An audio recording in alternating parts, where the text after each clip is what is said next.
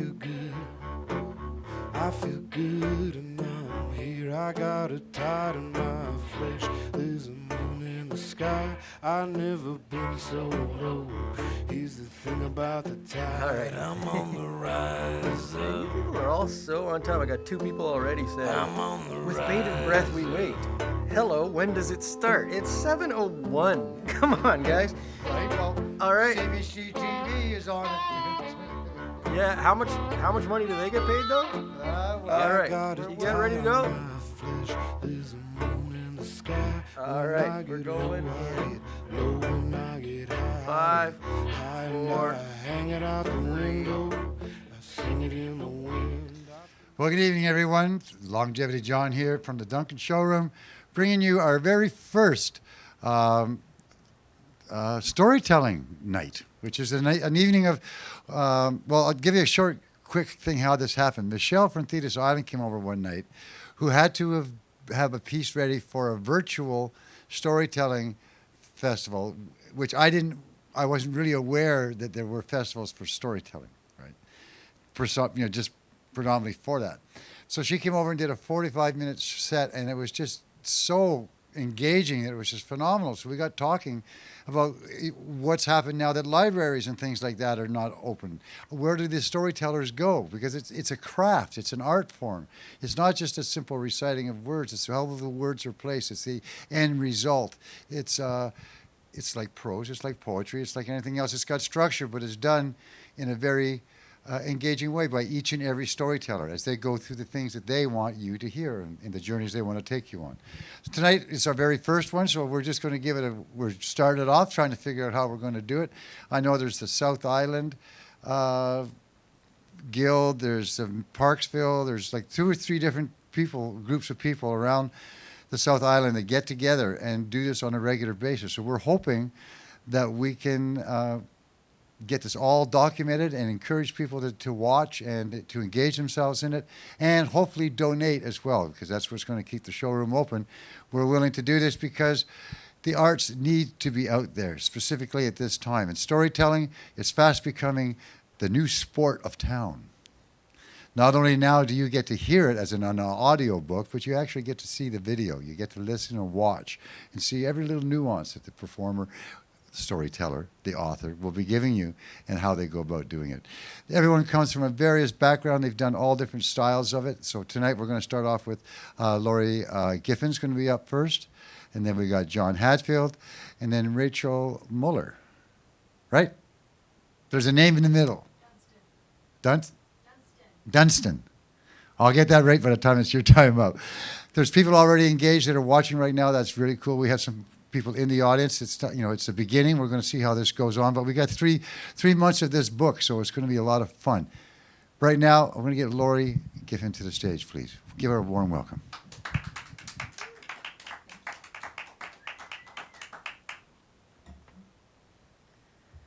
Hi, I'm Laurie.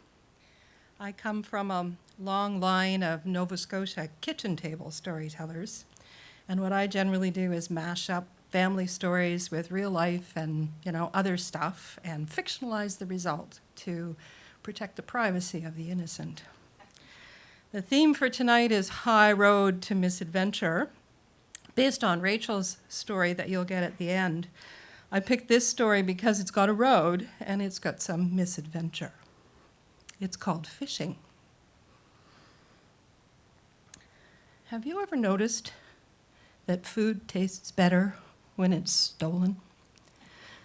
The French fry off someone else's plate, if you can steal it and get away with it, it's even more delicious. Jack and his friends used to get into Dan Dunlop's crabapple tree.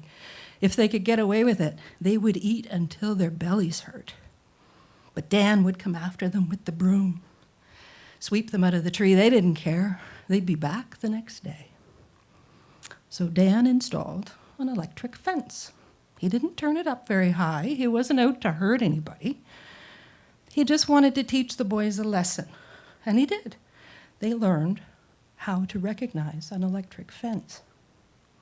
Otherwise, they were back the next day, see what they could get away with. Jack felt the same way about fishing. Something about a little hook, a piece of string, a worm that he dug himself. And a few minutes later, he pulled out a delicious meal. He felt like he was getting away with something. When he started bringing his catch home, his mother would cook it up. There wasn't enough to feed everybody, but she would portion it out and give everyone a taste. And Jack's father gave him a word of advice. He said, "Jack, it helps if you can think like a fish. If you can understand where the fish are feeding and why, you'll do a lot better." And Jack found that that was very good advice. Now, Jack had no shortage of fishing holes in his neighborhood. His house was at the junction of two rivers. On one side, there was a fast-running freshwater river filled with bass and perch and delicious freshwater fish. On the other side was a tidal river, and when the season was right, you could catch salmon and gaspro and other delicious fish. But Jack's favorite fishing hole was nowhere near those. No, it was on private property. They called it the mill pond, and they stocked it with rainbow trout. Tourists would come from the big cities, pay good money to fish for rainbow trout at the mill pond. But Jack was a young boy who woke up with the sun, and it was just a short walk through the woods to get to the mill pond, and he could slide out his trout and be gone before anybody was stirring. He couldn't bring the trout home for his mother to cook because she'd know right away he was poaching. No, so he developed a habit of stopping in the woods partway home, build himself a fire, and have a secret breakfast. Oh, that was so delicious. Nothing better. When Jack started grade 7, his world opened up because the school in the village that he lived in only went to grade 6. For grade 7 and 8, he had to ride his bike 10 miles downriver to the harbor, where the school in the fishing village went to grade 8. He was very excited to meet all of these new children, and many of them were happy to meet him too. 2 boys in particular were interested in Jack's stories about fishing because it didn't seem like any kind of fishing that they knew. So one Saturday, they got on their bikes and rode 10 miles upriver to Jack's house. And he started to show them how to fish in fresh water. And they really enjoyed it and wanted to come again. But the alternate Saturday, Jack would go down to the fishing village, where Jimmy was waiting with Willard and his grandfather's dory. And Jack began to learn how to dig for clams and gather periwinkles and mussels from the shore. Week in and week out, they would alternate, and the boys were having a great time learning how to fish. When their seamanship skills improved, Jimmy's grandfather let them take the dory into the deeper water of the harbor. They weren't allowed to leave the harbor, but they got to fish for so many more different variety of fish. One day, they came across a school of mackerel. They had never fished for mackerel before, but Willard knew how it was done, and he showed the boys how to put a couple of leaders on your line, and they all had hooks, and you didn't have to bait them because the mackerel would just go for the glint of the metal in the water. The boys were pulling out 3 and 4 fish every cast. Their buckets were overflowing, and they were having way too much fun to stop. And then Jimmy saw a shadow moving in the water underneath the school of mackerel. He dropped his rod, sat, grabbed the oar, and started to haul. And then he stammered out, "Hey, boys, give me a hand. There's a whoa, whoa." And he couldn't get the word whale out before it breached. The boys watched that big mouth come up through the school of mackerel. And as the whale reached the surface, they could see the seawater pouring out the slots of the baleen. And they were all 3 of them were rowing for their lives at this point. But they got to learn. Before they were safe, they got to learn that when a whale blows, it's an awful lot like when a boy blows. They were showered with whale snot and salt water, and the worst stench any of them had ever smelled in their lives. There was something rotten in that whale's mouth. They agreed on that. By the time they got to the beach, Jimmy's grandfather was waiting for them. He had seen the whole thing, and he had a word of advice. He said, "Boys, it helps if you can think like a fish. If you can understand where the fish are feeding and why, it could save your life one day." And that sounded like very good advice. But Jack had a question. He said, "Mr. Murphy, that was an awful big whale. That must mean that the harbor is really deep."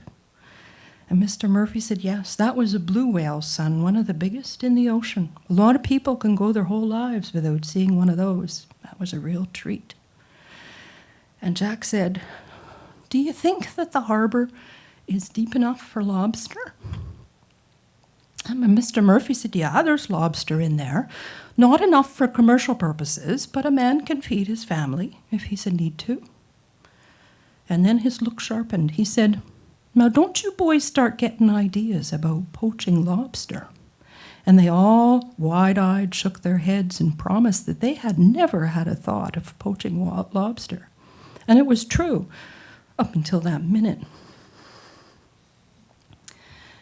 Jack's father ran a sawmill in the fast-running freshwater river beside the house.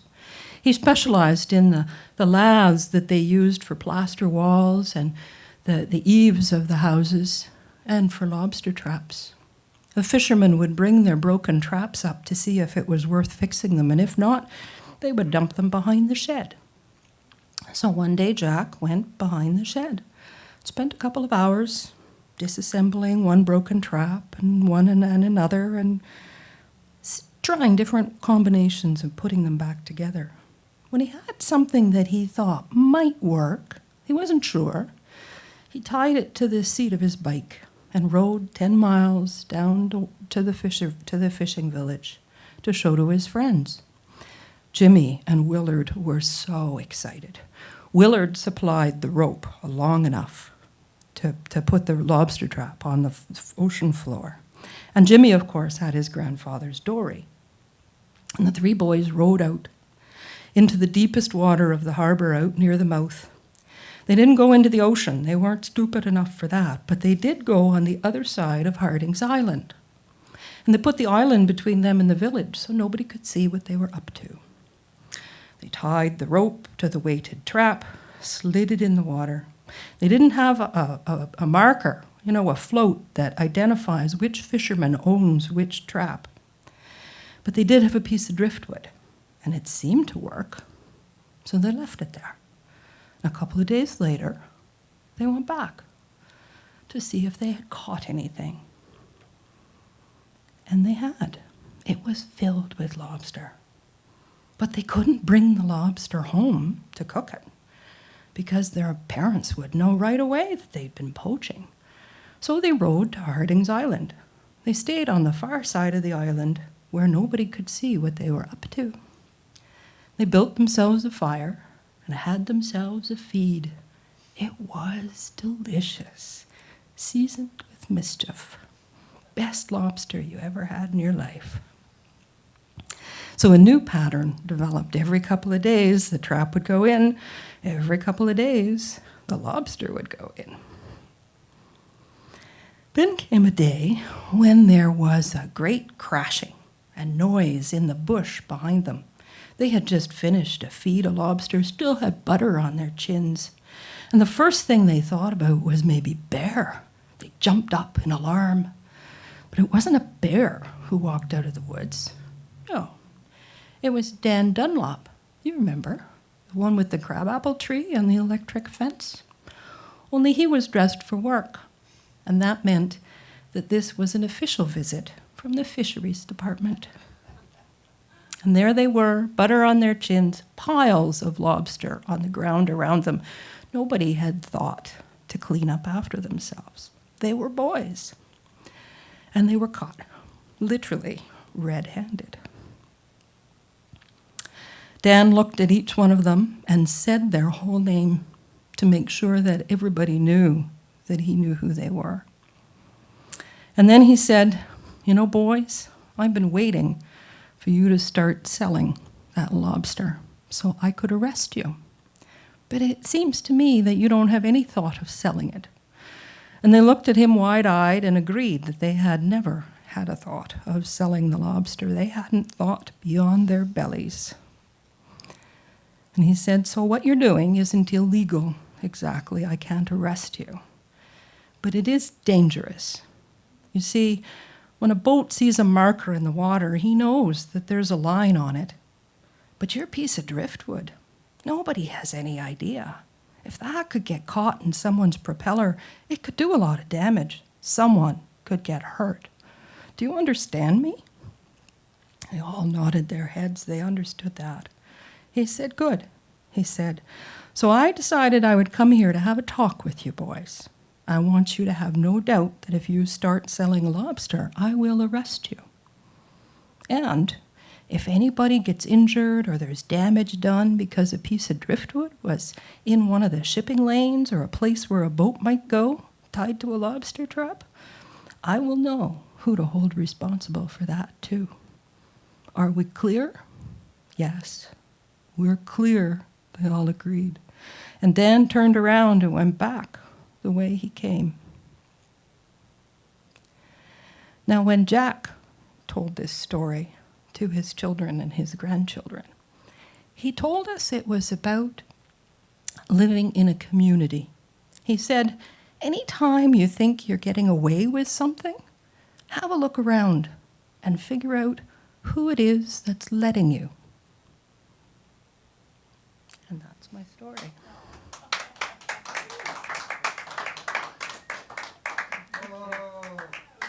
I'm going to like this. That was tremendous. Thanks, Lori. That was awesome. I didn't see that coming at all.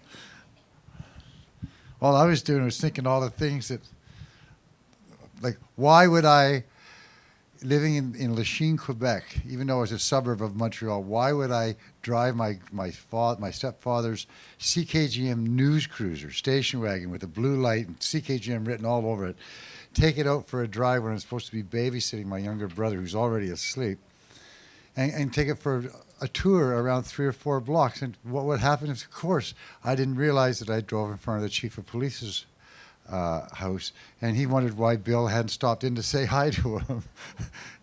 So I got caught. But that was all part of the neighborhood, right? That was part of the community, right? And that is an interesting thing. Who lets you get away with things? Because part of that, each step is something that you've got to take. And that's how you learn, right? That's what they say. Truths are those things which you witness. Everything else is hearsay, right? So, appreciate it. That was just awesome. You had me all the way through. I love it. Well, that's because they're storytellers. It's like me getting up here and just trying to be a random. But right now we got John Hatfield's going to come up. He's going to be using, are you doing this off the cuff or are you doing it with your machine? All right. John's a big attender to for the love of words. He's also a songwriter, which means he does that part, but he's also been a storyteller along the way. Like he likes to write a lot of books, short stories. And so tonight I just thought this would be a great opportunity for him because he's only got a 10-minute limit when he's on the poetry night, right? So we only get little excerpts.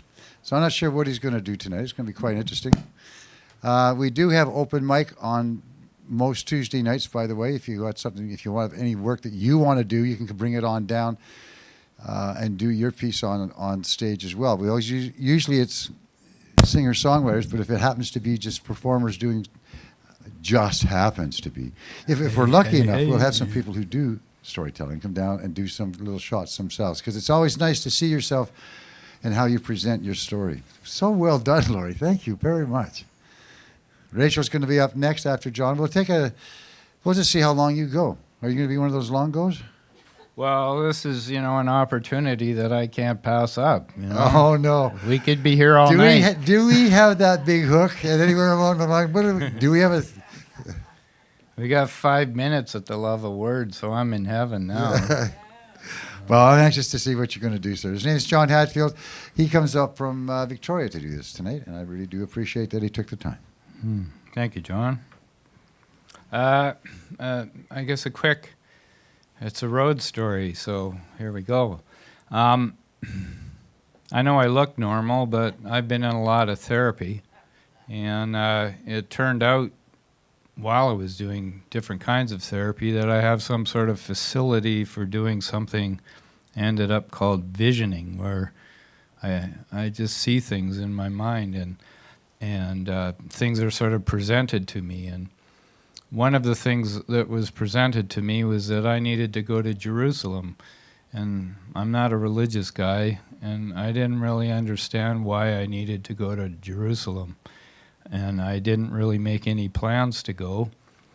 And it happened I can count 3 different times where I got this sort of message, So I met this woman in a bar, of all places, and I've been with her for 4 years now. And in the course of conversation, when I first met her, she mentioned that she worked in Jerusalem for over 2 years at the diocese, like an Anglican church, a Christian church in Jerusalem. I said, well, that's sort of funny because I've had this sort of urge that I'm supposed to go to Jerusalem, but I don't know why. And so long story short, I end up going to Jerusalem with the Archbishop of Canada, ancient Hebrew scholar, an ex-bishop, the director of the Anglican Church of Canada, and Deborah. And I don't know how this happened, but here we are. So anyway, this is a little piece on the trip from Frankfurt to Tel Aviv on the airplane. And it was my first introduction to these people. So anyway, I'll start there. We flew from Frankfurt to Tel Aviv on Austrian Airlines. Very nice people. Everything was red. The uniforms, the seat backs, the trays, and the napkins. Very coordinated, very organized, very German. I noticed a number of older Hasidic gentlemen come on and turn to their left into the business class behind a curtain. They had the curls hanging down in front of their ears and these black fedoras. Deborah had warned me, based on a few previous experiences with these types of fellows, that they could be quite rude and disruptive, and they had been known to spit on people, especially women. I was kind of glad they went behind the curtain, but I was curious as to why they would act that way. I wondered if Deborah was exaggerating and maybe guilty of some kind of stereotyping. Two men, one older and one younger, got on board. I had noticed them in the waiting room as they'd been talking the whole time in German. They were seated just across from us in a row of 3 seats right by the doorway where everyone was boarding. They had stashed their carry-on bags in the bin above the row. They continued their nonstop conversation. Maybe it was German, I don't know, it was Austrian, a language. As they sat, I wondered if they would ever be quiet. A man of dark complexion boarded the plane and looked at the empty aisle seat beside the 2 talkers and reached up to open the bin above it. He began to move things around to fit his bag, and suddenly the older man looked up and spoke to him quite harshly. I imagined he was protesting about the guy touching his bags. The guy continued his task regardless, ignoring the man's loud protests, and secured his bag in the bin. The older man continued to take him to task verbally. The younger man looked kind of embarrassed or chagrined, but didn't say anything.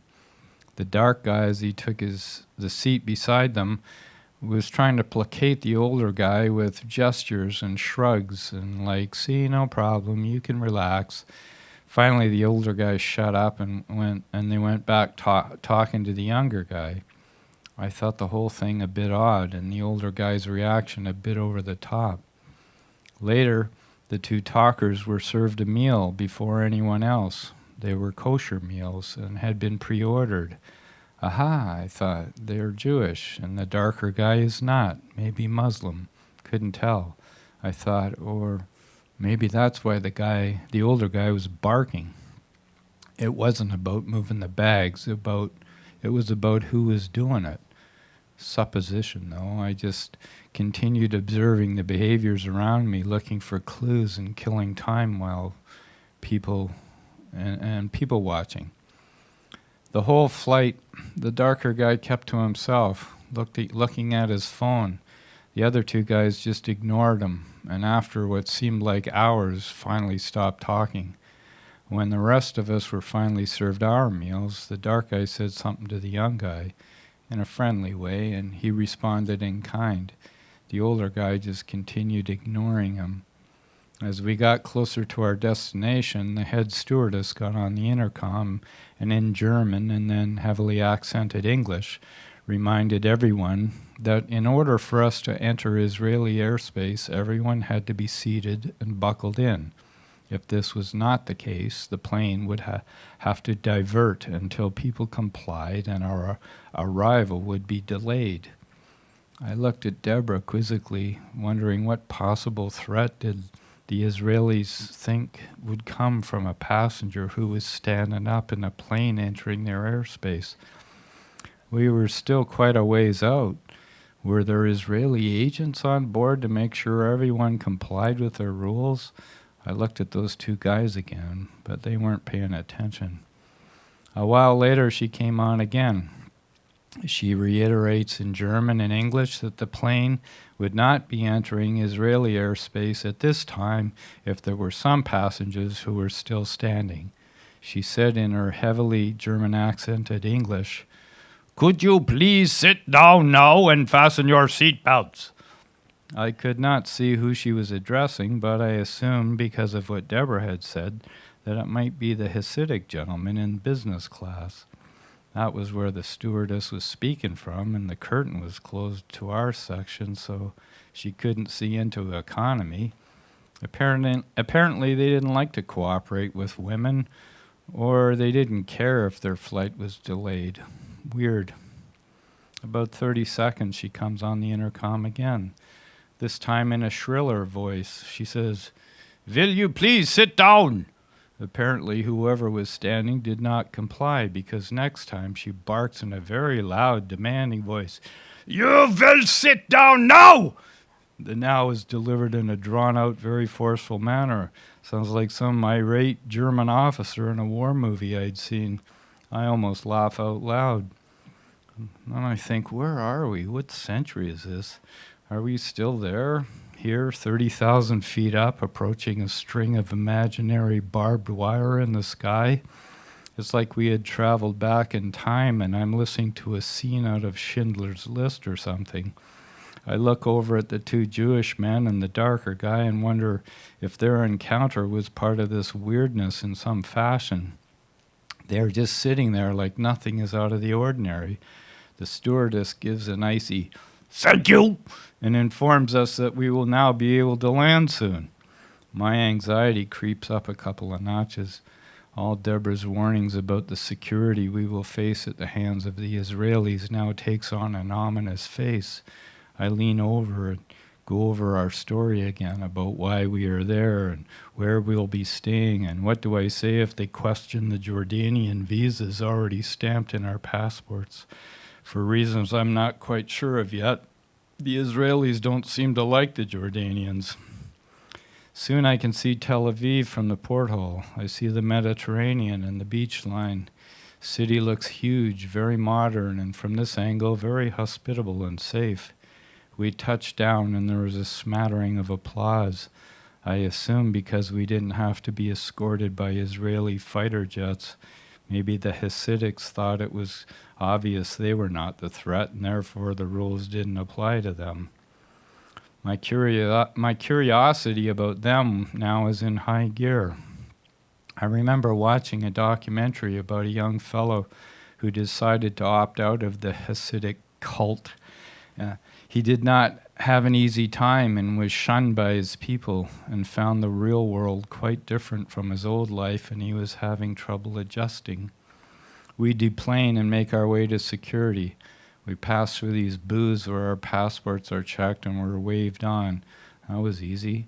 We have carry-on only, so we follow the signs to the exit. Along the way, there's a money changer. I get some shekels to pay for the cheroot ride, the shuttle, that will take us to St. George's, just outside of the old city in East Jerusalem. Then we hit a wall of people, more security. There are booths for domestics and internationals. We pick the shortest line and slowly shuffle forward. I notice the guy we'll get to is taken at least twice as long as the booths either side of him, sometime longer. I can't believe it. What are the odds? He seems to be asking a lot of questions and consulting his computer and lingering over people's paperwork unnecessarily. I start doing what I always do in these situations. I silently count to mark the time so I don't boil over. We don't want to change lines at this point, as it may seem suspicious. Finally, we get to him and go up together. He asks us why we're here. We say we're pilgrims on tour. He looks through our passports, but doesn't seem to notice the Jordanian visa. He asks us where we are staying and for how long. The stamp hovers just above our passports as he looks at us again, and then at his computer. The stamp comes down twice with a thump, and looking up tells us to have a nice visit. That wasn't so bad. We head out into the gathering dusk. Deborah says it's easier getting in than out. Now we are standing outside the airport waiting for the shuttle to leave. It could be up to an hour as they wait until they have a full load. I observe 3 young men who are Hasidic Jews. Never having seen any others live other than on the plane and in a video, I'm curious. I take a photo of one of them as he stands near me, but does not acknowledge my presence and continues to look away from me. We finally board the bus, and the 3 Hasidics are seated down the right side. 2 are in single seats, and the one that was standing beside me is now sitting by the window on the back bench seat. Deb is at the other window seat, and I am beside her. The bus is almost full. There's 2 empty seats.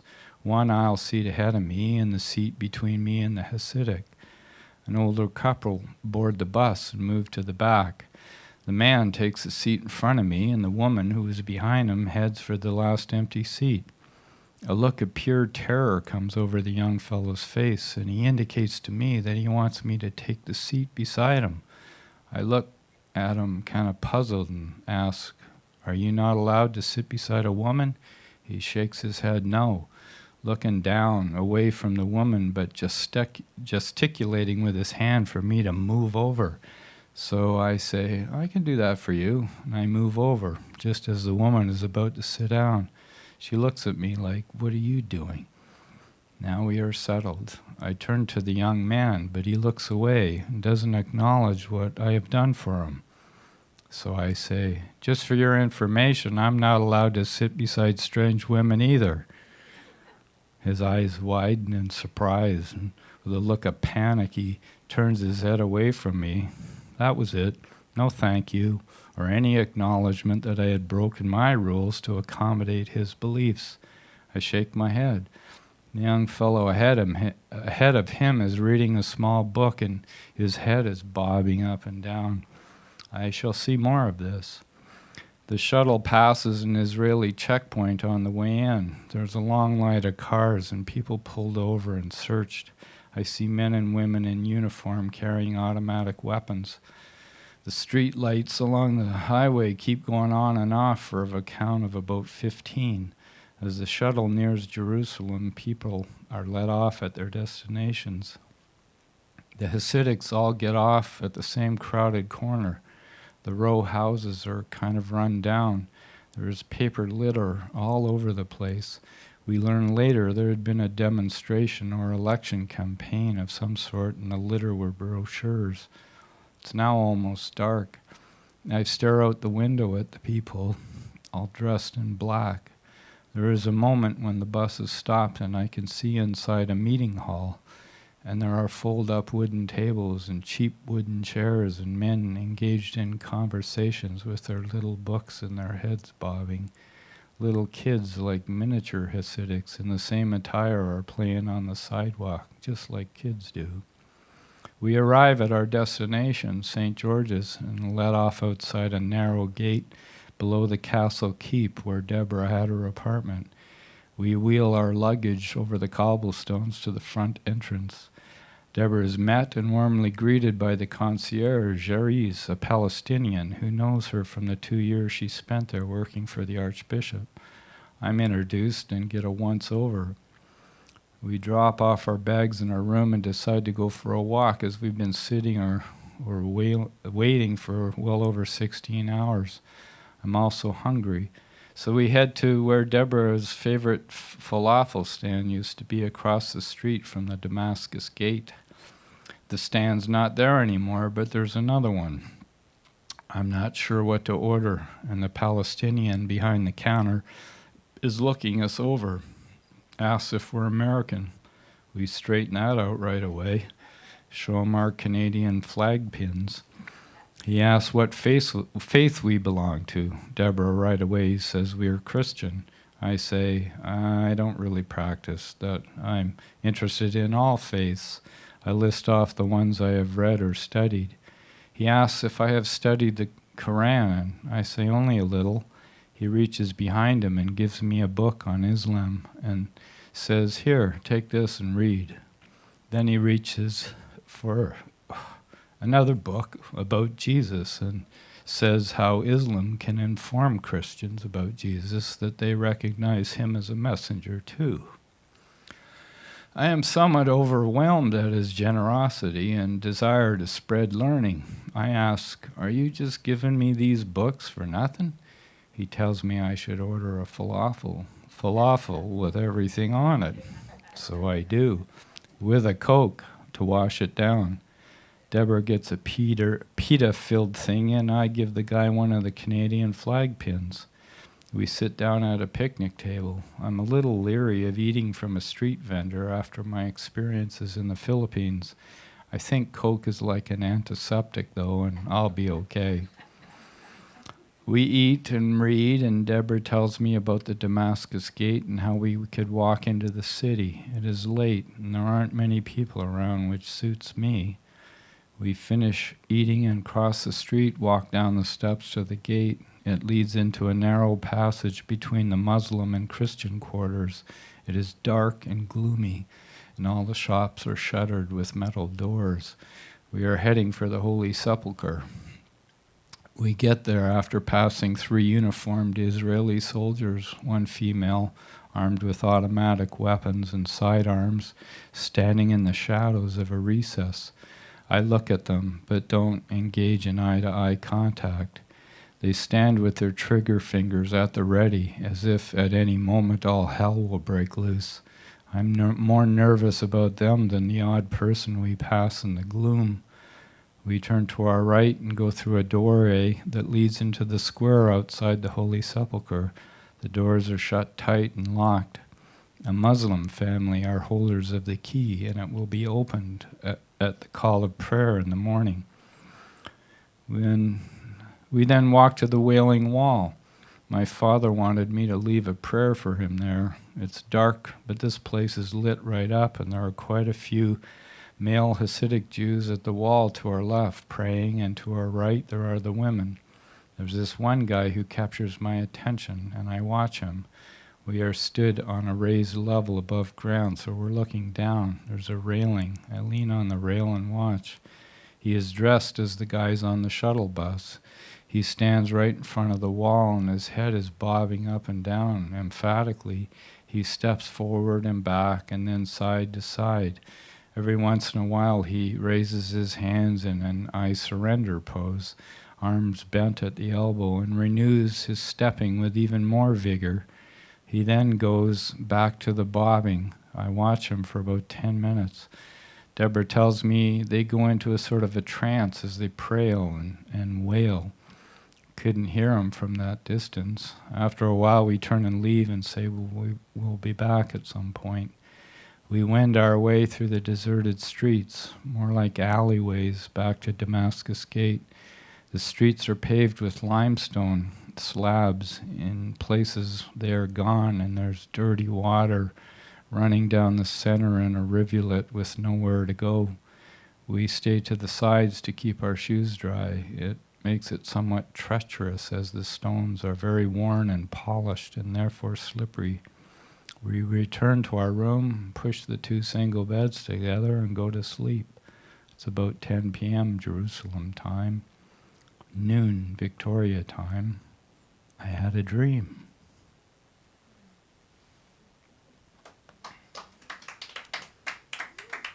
Thank you.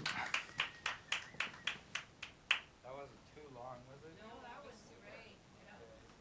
you held our attention, so that Well, doesn't that's really matter. That's the But main your thing. description is right on because I lived in Tel Aviv and all that you said was right on. It's great. Thank you. Yes. That means you must have been there. That was a true story. It was a true story. Ah, I like that part. Thanks, John. I appreciate that. Hope that's okay. I mean, the idea of reading from a book as opposed to being able to just say it. I don't know. That's another style of doing it. Rachel's coming up next. This is kind of cool. Rachel Muller. Dunstan. I was close. Now I know what not to say. Datsun. Well, you know. You just know. And is everybody out there online having a good time? We're hoping that you're enjoying it. I noticed when I just took a quick check, there was over 20 people watching on YouTube. 30 people that are checking in. So maybe we have found that little niche into storytelling that needs to happen. If you're enjoying that, please leave a little message on the chat line. Push the like button. Let us know that we're on the right track with doing this, because it really is most enjoyable. And thank you for engaging us in what we're doing. Rachel, you've got a history in doing this. You're a children's storyteller as well? I write books for kids, and I tell to audiences of all ages. Cool. And you're published. Obviously, how many books have you got up for children's books? I have 4 books published. You also have 5 children. I have 5 kids. You've And- been doing your yeah, homework. and 3 grandchildren. And 3 grandchildren. That is Yuppie. correct. Wow. Well, I guess you understand family I do. and well, maybe have some insights. working on it. Yes. Yes. Well, you know what? Does anyone ever It's actually a work in understand progress. family? It is a work Yeah. in progress. Yes. But the nice thing is the stories along the way that take place. That's Ladies and right. gentlemen, Rachel Muller, give her a warm Thank welcome. you. Thank you. Thank you. It is really a pleasure to be here. Thank you so much, Longevity John and Tim, our sound man, and the Duncan Showroom for inviting us as storytellers to present with you as we find new ways to connect and gather and share our art and our stories. So it is really a pleasure to be here, to be hearing the other stories as well. So our theme this evening is the high road to misadventure, and I brought 3 stories to share this evening, which all to some extent touch on this theme. Definitely the first story fits into this theme. And it is a true story. This is a piece of history, and you may very well be familiar with this story, but I find that even though I've told it many times and I've read different versions of this history, it just blows my mind every single time. Men wanted for hazardous journey, low wages, bitter cold, long hours of complete darkness. Safe return? Doubtful. That is the notice that Ernest Shackleton supposedly puts in the Times of London in December 1913. Despite this rather dubious description, more than 5,000 men and a few brave women apply to be part of Shackleton's Antarctic expedition. In the end, only 27 men are chosen to accompany him on the Endurance, which is a hybrid sailing steamship which has been built especially for polar expeditions. The Endurance and its crew set sail on August 1st, 1914, just as the First World War is breaking out. Their first port of call is Buenos Aires, and then they sail on to South Georgia, an island roughly 1,600 miles east of the very southern tip of South America. They arrive in Stromness, a Norwegian whaling station on South Georgia, in early November, spend about a month provisioning, and then set sail again on December 5th. Now, the plan is very simple. The Endurance will carry them 1,000 miles south to the coast of Antarctica, where Shackleton and 5 companions will disembark with their provisions and 70 Canadian sled dogs. The Trans-Antarctic Expedition members will then ski across the continent through the South Pole to the far side, where they will be met by a second ship. That is the plan. Things do not go quite as anticipated, however. December is high summer in the southern hemisphere, but of course it is never really summer in Antarctica. And 1914 turns out to be a particularly bad year for pack ice. The surface of the sea around Antarctica is frozen for hundreds of miles out. Now, this doesn't particularly concern the crew, at least not at first. After all, the Endurance was built specifically for these conditions. The oak keel is 7 feet thick, and the entire hull is sheathed in greenheart, which is a wood even heavier than iron. So the crew is feeling quite confident as they nose their way slowly under engine power through the frozen sea. But then, just 80 miles short of the Antarctic coast, they hit pack ice, which is too thick even for the Endurance, and they are forced to lie to while they wait for the pack ice to break up. They wait for weeks. They wait for months. And it does not break up. At one point, they can see open water just 400 yards ahead of them. And so the crew spends 2 back-breaking days trying to chop a channel through the ice with saws and pickaxes, but they can't do it. And by the end of February, as temperatures plummet and winter returns with a vengeance to the southern hemisphere, down to those climes, Shackleton is forced to acknowledge that they are trapped. They are not going anywhere. Well, what can the crew do at this point but to make the best of this new situation? These are loyal men, chosen as much for their good natures as for their stamina and their skills. They are well beyond radio contact at this point, but they still have plenty of fuel and provisions. And the first 3 months pass by quite easily. While there's still enough light, they pass the time training the sled dogs, playing hockey and football on the ice floes.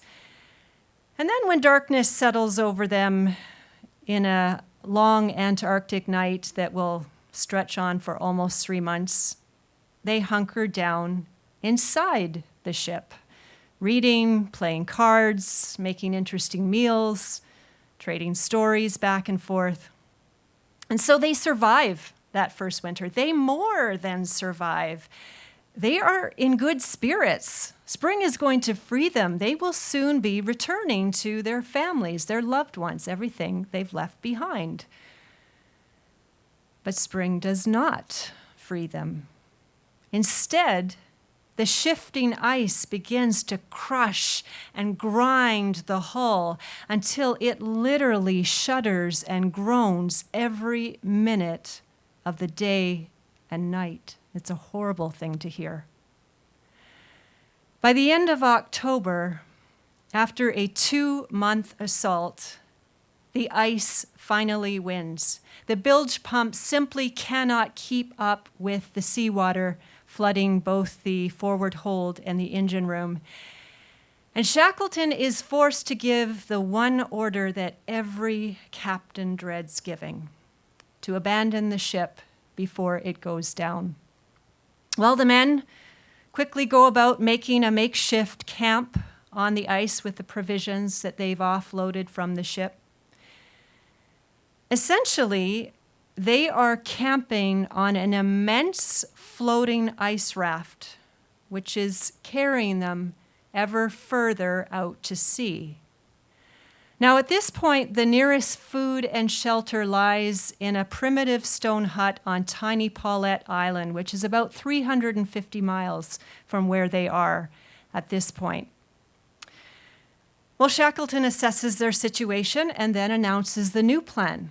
They will haul their sleds and their 3 lifeboats across the pack ice until they reach open water, and then they will row the remaining distance to Paulette Island. Now, this would be a workable plan if the pack ice were smooth, but in reality, it is a tortuous maze of ridges and cracks. It turns out to be tedious, back-breaking work to haul the lifeboats in particular. And after only a few days, the men are forced to acknowledge that if they continue much longer, they will only weaken and endanger themselves. And so a new plan is made. They will remain where they are for the time being and hope that the pack ice drifts in a favorable direction. Well, as you can imagine, camping on sea ice is anything but pleasant.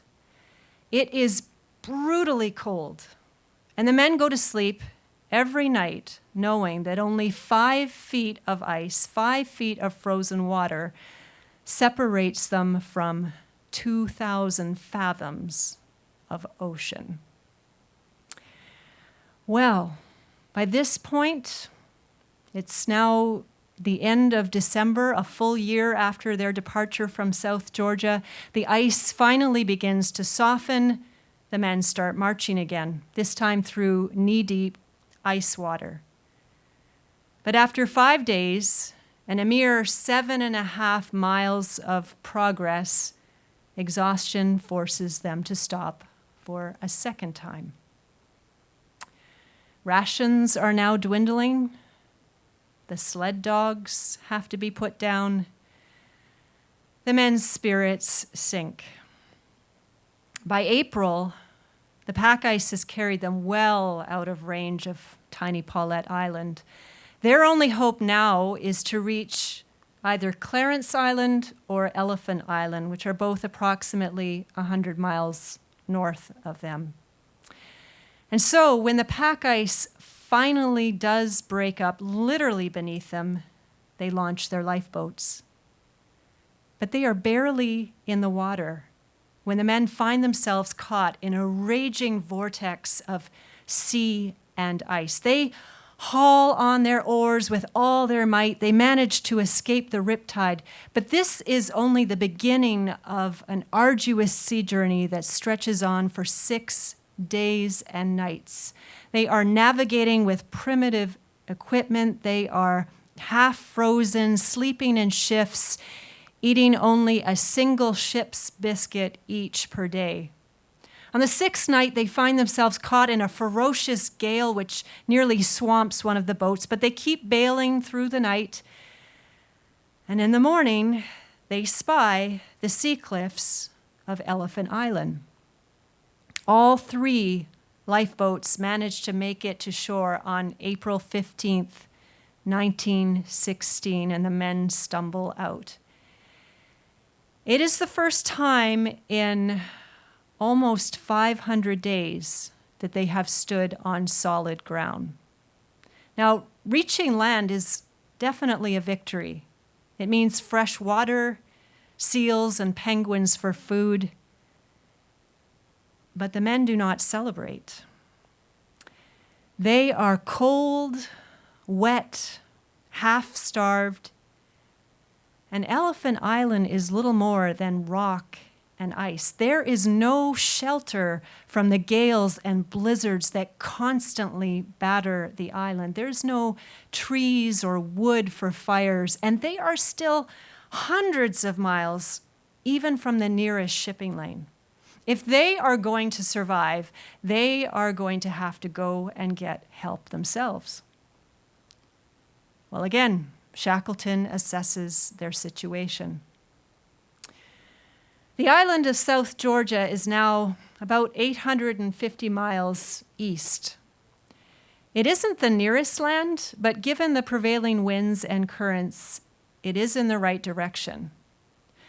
But to reach South Georgia, they will have to rely on a sextant and a chronometer for navigation, which will be extraordinarily difficult given the horrendous weather and the roughness of the sea.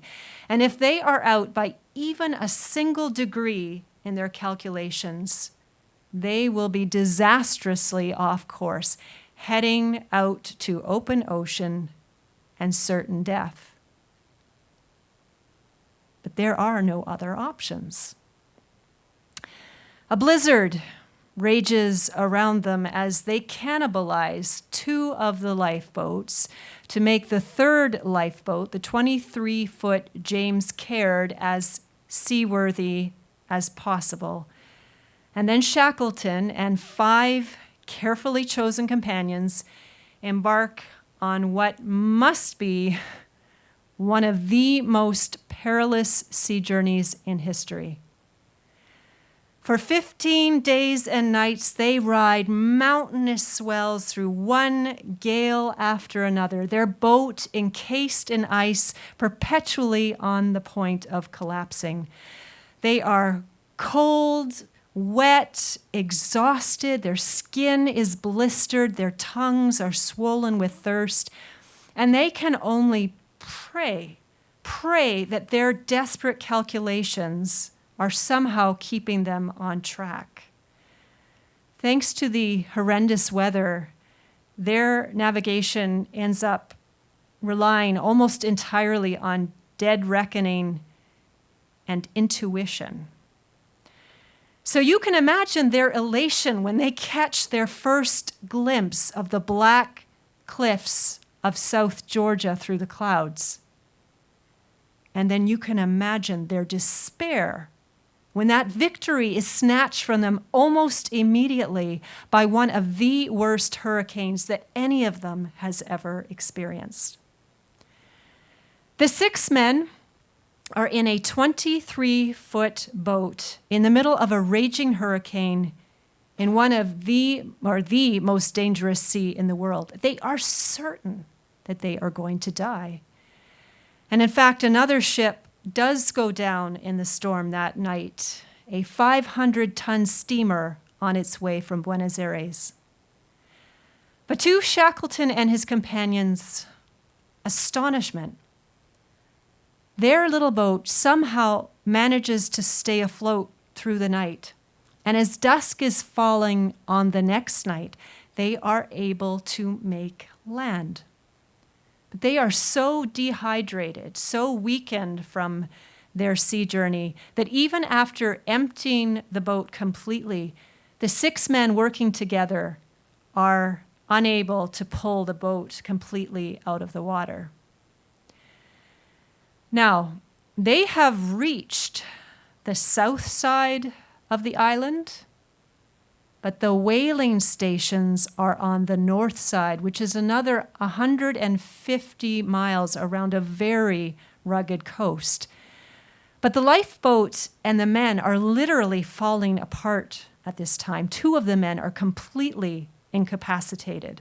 It is highly unlikely that they would survive another sea journey, even a relatively short one. And so Shackleton and the 2 men who are best still able to even stand at this point make the decision that they will cross the island on foot instead, over mountains and glaciers, uncharted mountains and glaciers that most people consider impassable. They have a 50-foot rope to help them across crevasses. They have a carpenter's adze to use as an ice axe, and they have boots studded with screws stolen from the lifeboat. That is the extent of their technical equipment. They do not take anything else that would weigh them down, not even sleeping bags. They are determined to cover as much ground as quickly as possible. Well, the three men begin their desperate trek at 2 a.m. on a moonlit morning.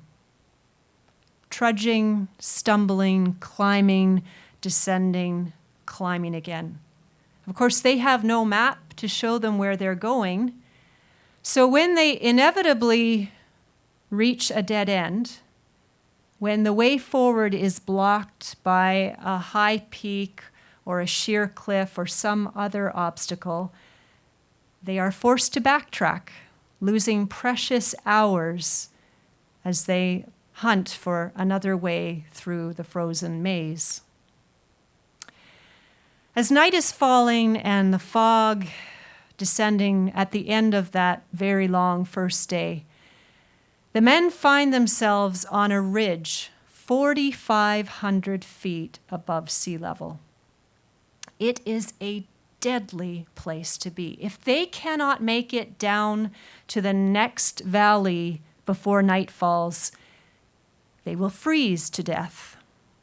That is a certainty. So despite the fact that they can't see where the steep slope in front of them ends, they can't see if it goes over a cliff, which it very well might, they do what they have to do. They coil their rope into a makeshift sled.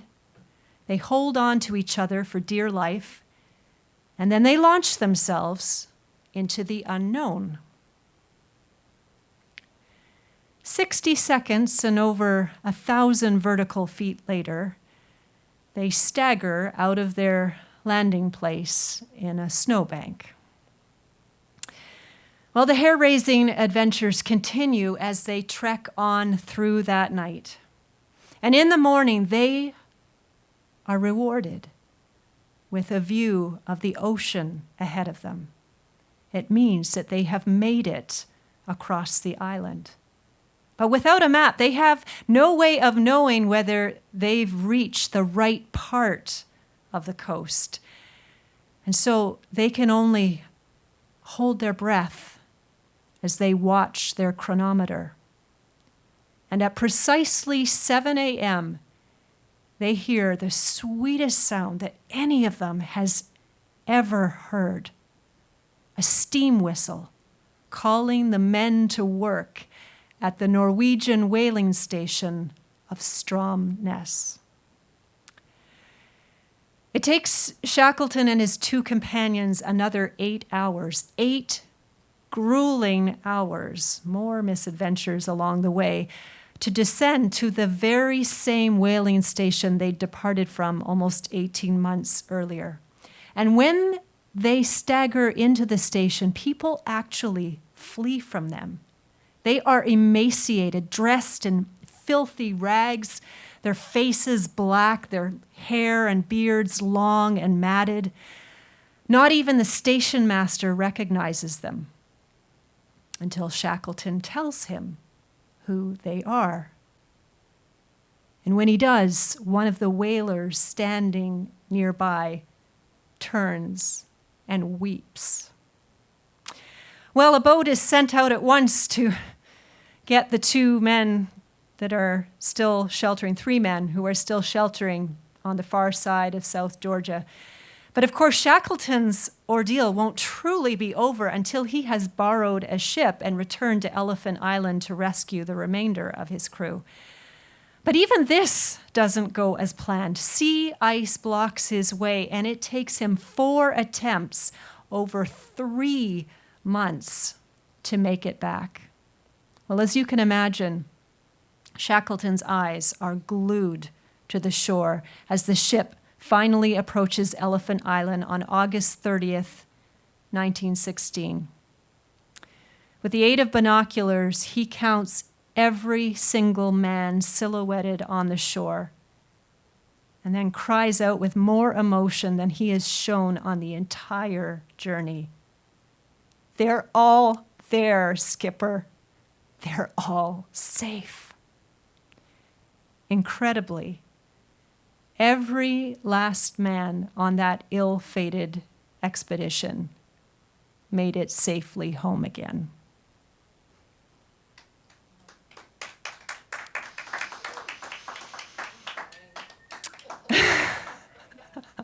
I still get chills telling that story. It just absolutely blows me away.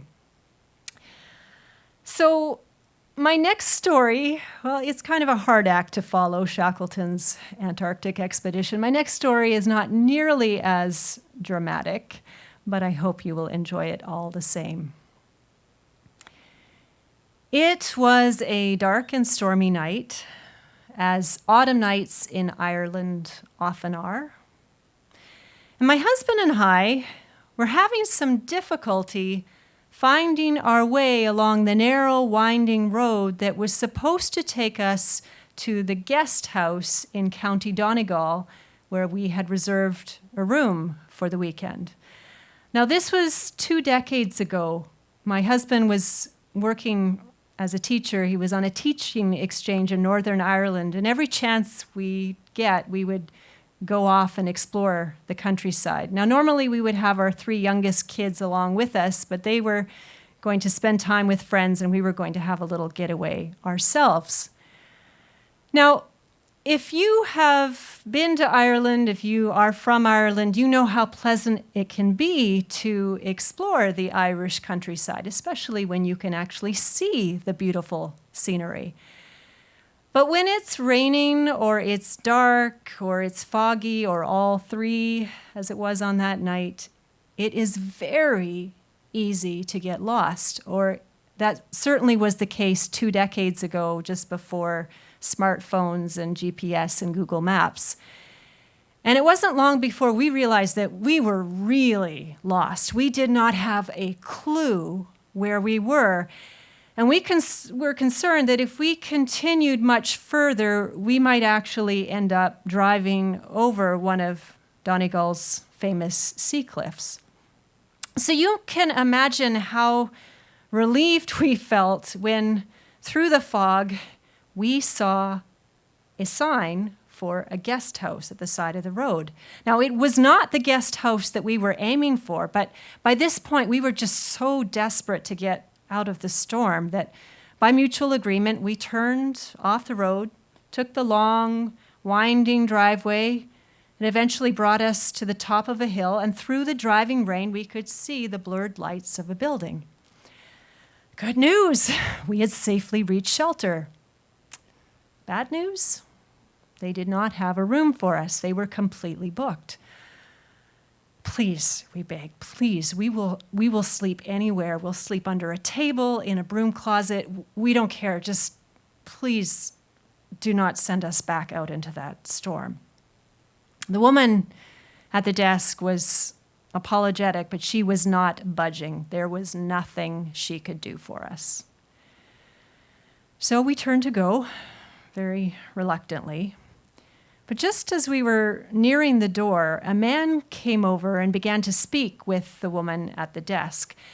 Now, their voices were lowered, but it was clear that they were having a disagreement about something. And in fact, it sounded like it was getting a little bit heated. But then the conversation ended abruptly, and the man called us back over. As it turned out, he told us they did have an extra room tucked way at the top of the house, but it wasn't a room that they normally rented to guests. It was very small. It hadn't been renovated. There was a crack in one of the windows. Hey, if it has a roof and a bed, it's perfect, we assured him. So the woman didn't look too happy, but she backed away. The man took over all the arrangements. It wasn't long before we were all signed in and following him up several flights of stairs to a room at the very top of the house. Now, this was definitely not 5-star accommodation. It was a very small room. The bed was tiny, smelled faintly of mildew, but we did not care about any of these details. We were just so relieved to be out of that storm. Somewhere in the middle of the night, I woke up with my heart pounding. The room was silent at first, except for my husband breathing beside me. But then I heard it, a scraping sound at the window, like fingernails scratching on the glass. I grabbed hold of my husband's arm and shook him. He woke with a start. But then after a few seconds, he relaxed and pointed up at the ceiling. "It's just a tree," he said. Well, sure enough, he was right. The rain had stopped, but there was still some wind. And in the moonlight, I could see the shadows of tree branches swaying back and forth on the sloped ceiling above our heads. And when I worked up the courage and turned to look at the window, sure enough, there was the silhouette of a giant tree, and it was one of the branches scraping against the window. But I have to tell you that there was something still very unsettling about the way those dark shadows were almost writhing above our head. And even knowing what that sound was, it was still extremely unpleasant. But I closed my eyes. I held my husband, got a little bit closer, and eventually I fell asleep again. The next morning we got up, we went downstairs to the breakfast room. The same woman from the night before came over, poured us coffee. It was a little bit odd. She didn't make eye contact with us or ask us how we'd slept the night before. But my husband is a friendly guy, and so just to make conversation as much as anything else, he told her how we had been awakened in the middle of the night by this tree scratching against the glass, and he suggested they might want to prune back that branch so it didn't bother future guests. Now, he was smiling as he said this. He didn't want to offend anyone. But if anything, the woman looked even more uncomfortable. She quickly finished what she was doing at our table and she left. And then someone else came over and finished serving us. Well, it seemed a little bit odd for someone who worked in hospitality, but we didn't give it too much thought. We finished our meal, paid for our accommodation, went out to find the car. My husband was just putting the key in the ignition when I grabbed his arm. "There are no trees," I said. We hadn't been able to see this the night before in the rain, but the hill that the guest house was on was completely bare. We were so shocked by this that we actually got out of the car to check. Well, there were no trees anywhere near the house that morning, but there had been a giant tree at one point. We found the remains of that tree on the far side of the house, directly beneath the window of the room where we had spent the night. A great big fire-blackened stump. Neither of us had the nerve to go back in the guest house and ask the story of that tree, which clearly had been gone for quite some time. But I can tell you, to this day, that stump is the creepiest thing I have ever seen.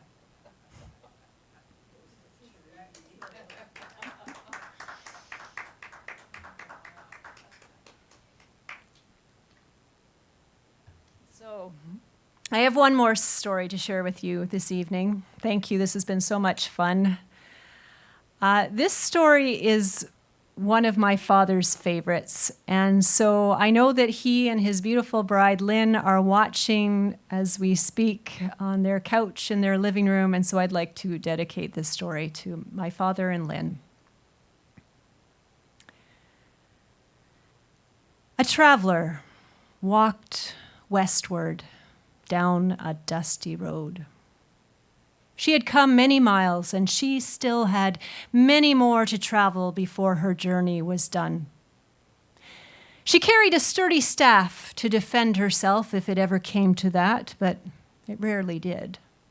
There was something about the way the traveler carried herself which kept wild animals from bothering her, and as for robbers or thieves, well, they would take one look at her weathered face, her simple clothing.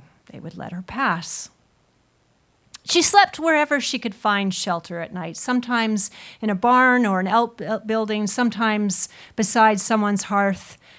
Often she would simply curl in her cloak in the hollow of a tree. But as dusk was gathering on this particular evening, she found herself approaching an inn at a crossroads. Now, the traveler did not carry money. She did not carry coins, but she did have something with its own value: stories. And the innkeeper, he was more than happy to trade a bowl of hearty stew and a few mugs of cider for an evening's entertainment. And she did not disappoint. Her stories that night transported the inn's patrons to all kinds of magical places. Through her words, they won fortunes and lost them again. They battled dragons and were defeated by armies of mice. They courted princesses and woke up beside wild beasts. And so it went on and on into the night, until at last the traveler reached the end of her final story, and the innkeeper led her to a little alcove off the kitchen. She wrapped herself in her cloak. She went to sleep. The next morning, when she got up, the innkeeper tried in vain to delay her departure. He would gladly have paid her well for another evening of enchantment, but the traveler insisted that she had to be back on the road. "And just where might you be headed?" said the innkeeper. "As far west as the road will take me," said the traveler. "Ah, well then, it's a good thing I asked," said the innkeeper. "You see, the road west goes through a haunted wood.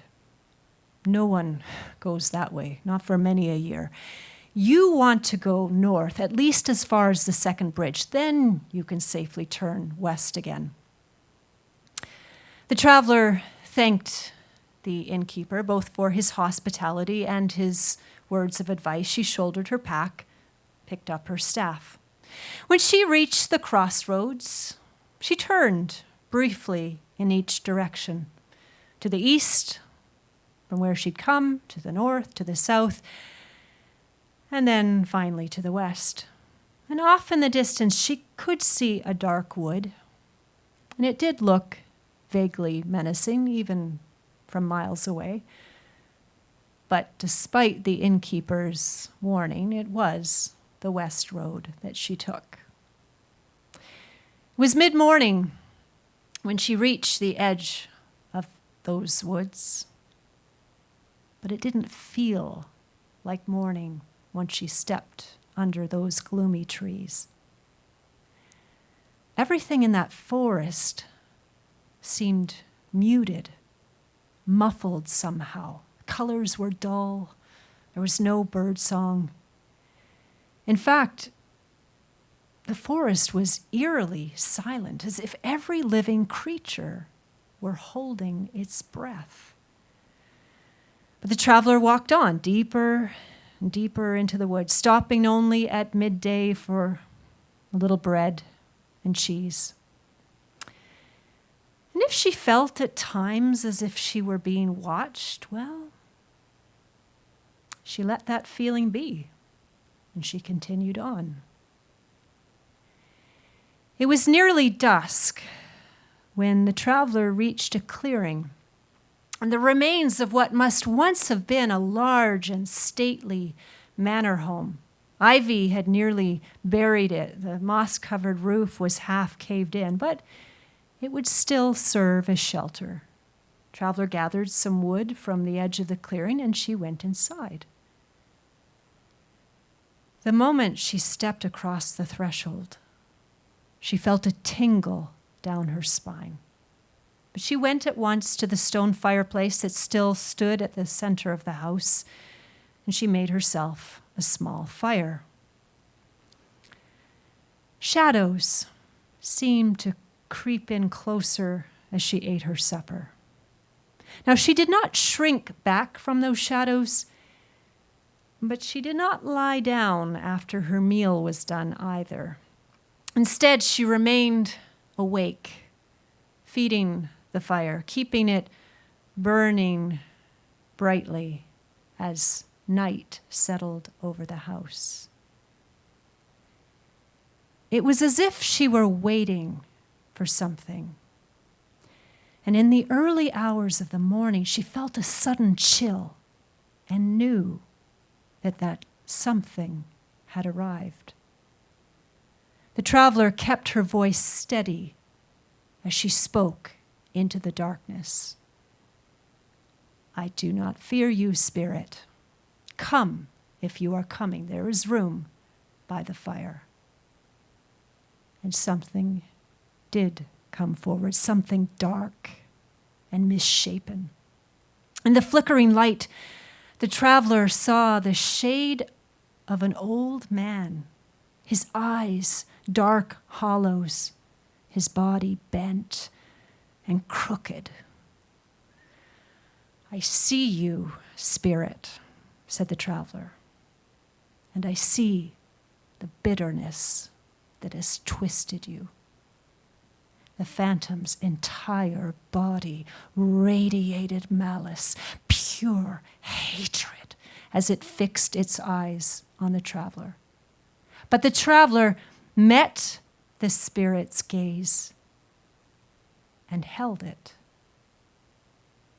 And the spirit did not come closer. She held the spirit's gaze for so long that the fire nearly burned itself out. And then gradually, the spirit faded and disappeared. The traveler revived her fire, pulled her cloak tighter, and continued her vigil.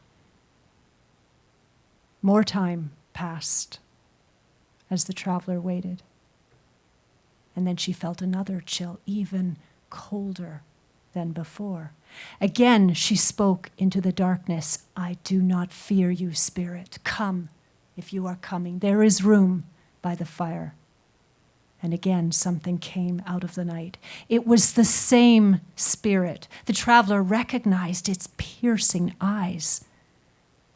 But it came in a different form this time, in the form of a younger man with raised fists. I see you, spirit, said the traveler, and I see the anger that has consumed you. The spirit's face was a mask of rage as it came closer. But again, the traveler held its gaze, and again, the spirit stopped. Long moments passed. The fire began to smolder. And then gradually, the angry spirit faded, was gone. The traveler fed the dying embers, tightened her cloak, resumed her vigil. In the very deepest part of the night, the traveler felt another chill. Again, she addressed the darkness. But this time, her voice was almost gentle. I do not fear you, spirit.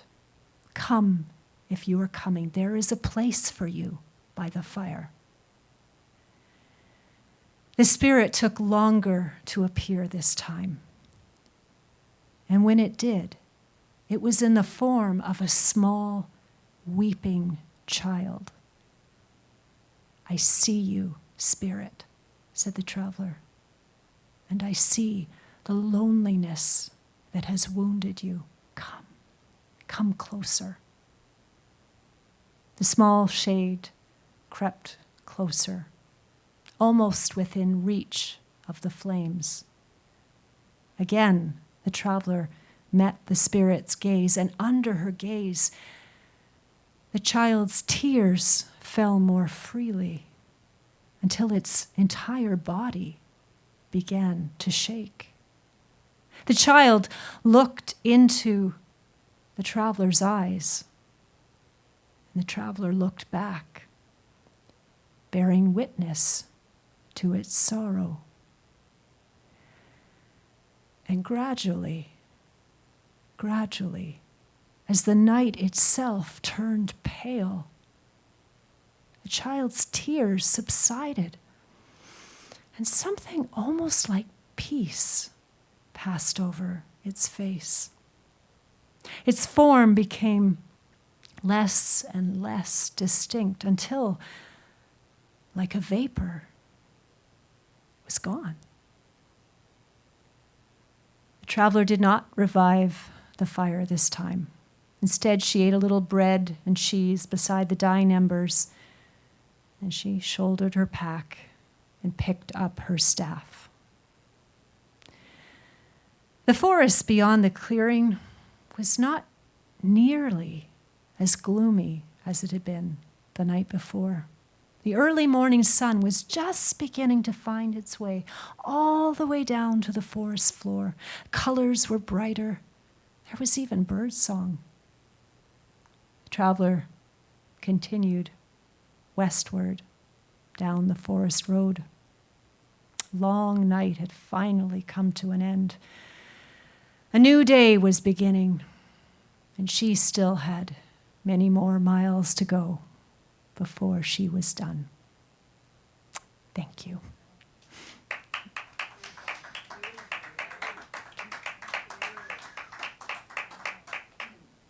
Thank you so much. Thank you so much. This is like such a treat. It's our very first one. What do you guys think? Pretty cool, eh? How's everybody out there in La La Land like it? I call it La La Land because it's TV land. They're on their computers, they're watching. And it was really good. I was watching a bit on the computer. We had a lot of people watching. That's wonderful. On YouTube, and then there's also on the Facebook, it was also out there as well. That's great. And a lot of comments. There was 2 naysayers. Now, who the heck ever puts a thumbs down on anything? I want to find out who that is just to get a hold of and say, boy, you need a Valium.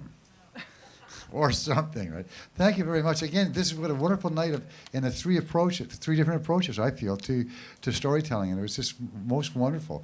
And so we're going to be doing this again every month, the last Monday of the month, just before the Love of Words, which is poetry.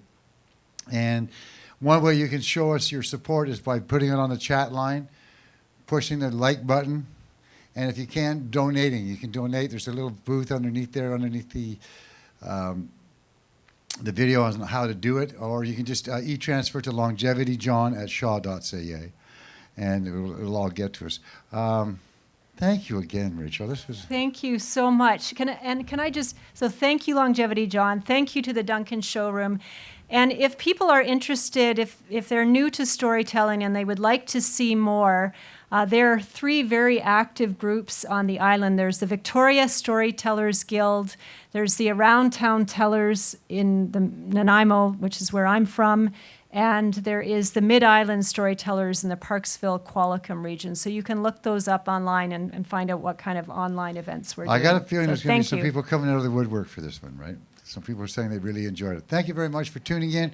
Thanks, Dr. Ted Cadillac, for doing it, Rachel and Laurie and John for being here and doing it, getting it kick off getting it started.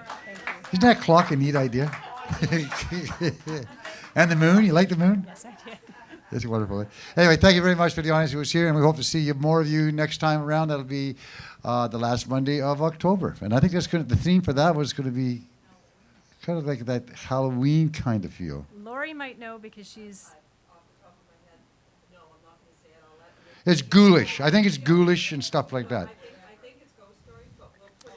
That's what I kind of got to hear. And I also heard the one at Christmas is going to be after Christmas Day. Right? It's the last. So it's going to be, there's a whole bunch of stories. There's a whole storytelling regimen or pattern or ritual of telling stories after Christmas, between Christmas and New Year's, that someone brought up. And like, so this is what happens about storytelling is people investigate. They find out all sorts of neat little things that are going on in the world and then bring people's attention to it, right? In such a wonderful, weird, and sometimes comical and sometimes just damn interesting. You know, now I want to go to Antarctica now. Jerusalem. No, I don't. No, I don't. It's too cold. Yeah, Anyway, again, very thanks to nice. everyone. Again, Dr. Ted Cadillac for doing everything he does. Thank you. And see you guys all next month. Thank you.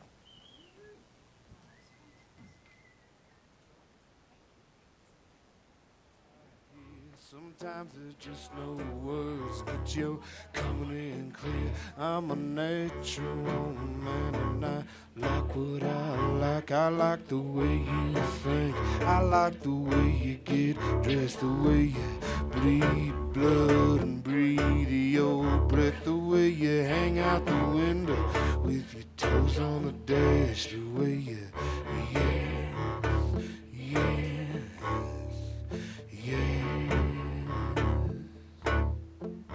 I get lightning in my chest.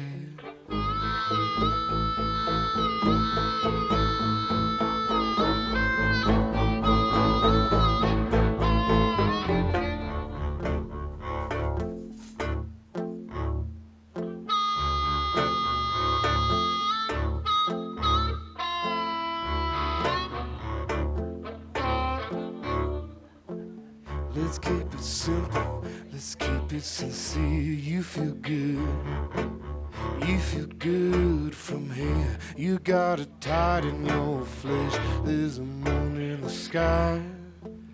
I'll show you yours if you show me mine. I'm on the rise up. We on the rise up. We on the rise up. We're on the rise up.